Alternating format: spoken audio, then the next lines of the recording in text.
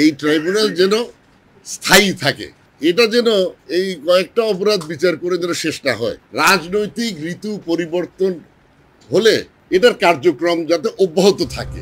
রাগ, অভিমান কিংবা মস্করার ছলেই হোক না কেন, আন্তর্জাতিক ট্রাইব্যুনালে বিচার কাজ চলাকালে আত্মপক্ষ সমর্থন করে এমন মন্তব্যই করেছিলেন বিএনপির প্রভাবশালী নেতা সালাউদ্দিন কাদের চৌধুরী।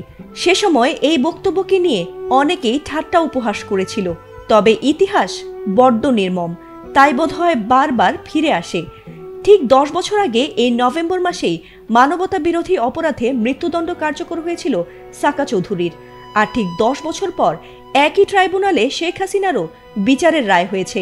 রায়ে শেখ হাসিনাকে মৃত্যুদণ্ডের আদেশ দেওয়ার পর সাকা চৌধুরীর এমন মন্তব্যের পুরনো ভিডিওটি আবারও নতুন করে ছড়িয়ে পড়েছে সামাজিক মাধ্যমগুলোতে। এই ট্রাইব্যুনাল যেন স্থায়ী থাকে, এটা যেন এই কয়েকটা অপরাধ বিচার করে যেন শেষ না হয়। এক সময় যেটিকে রসিকতা বলা হয়েছিল, আজ সেটিকেই ঐতিহাসিক ভবিষ্যৎবাণী হিসেবে উল্লেখ করছেন অনেকেই। 2010 সালের 25শে মার্চ মানবতা বিরোধী অপরাধের বিচার করার জন্য আন্তর্জাতিক অপরাধ ট্রাইব্যুনাল গঠন করে তৎকালীন আওয়ামী লীগ সরকার। ট্রাইব্যুনাল গঠনে প্রধানমন্ত্রী হিসেবে শেখ হাসিনার ভূমিকা ছিল প্রত্যক্ষ। তদন্ত সংস্থা, আইনজীবী প্যানেল, বিচার কাঠামো সবকিছুই তৈরি করা হয়েছিল তার সরকারের উদ্যোগে। কিন্তু 15 বছর পরে সেই ট্রাইব্যুনালই তার জীবনের সবচেয়ে বড় রাজনৈতিক ও আইনি চ্যালেঞ্জের মঞ্চ হয়ে দাঁড়িয়েছে। 2010 সাল থেকে 15 সাল পর্যন্ত এই ট্রাইব্যুনালে একাধিক যুদ্ধাপরাধীর বিচার হয়েছে। আর সবচেয়ে আলোচিত মামলাগুলোর একটি ছিল সাকা চৌধুরীর বিচার, যেখানে তিনি শেষ পর্যন্ত মৃত্যুদণ্ডে দণ্ডিত হয়েছিলেন এবং 2015 সালের 22 নভেম্বর তার ফাঁসি কার্যকর করা হয়েছিল। সে সময় থেকে ট্রাইব্যুনালের নিরপেক্ষতা, প্রক্রিয়া ও রাজনৈতিক প্রভাব নিয়ে দেশি বিদেশি মহলে নানা প্রশ্ন ওঠে।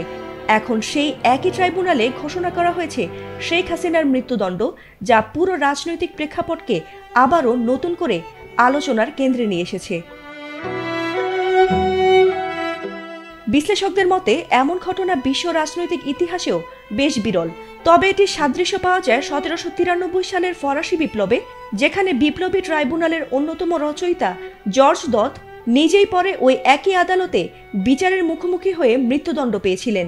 এমন উদাহরণ ইতিহাসকে নতুনভাবে ভাবতে বাধ্য করে। যদিও ট্রাইব্যুনালে 30টি মামলার বিচার এখনও সম্পূর্ণ হয়নি, আর সর্বোচ্চ আদালতে ঝুলে আছে 50টিরও বেশি আপিল।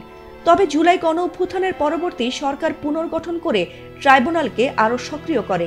সেই ধারাবাহিকতায় 17 নভেম্বরের এই রায়কে যুগের অবসান হিসেবে দেখছেন অনেকেই।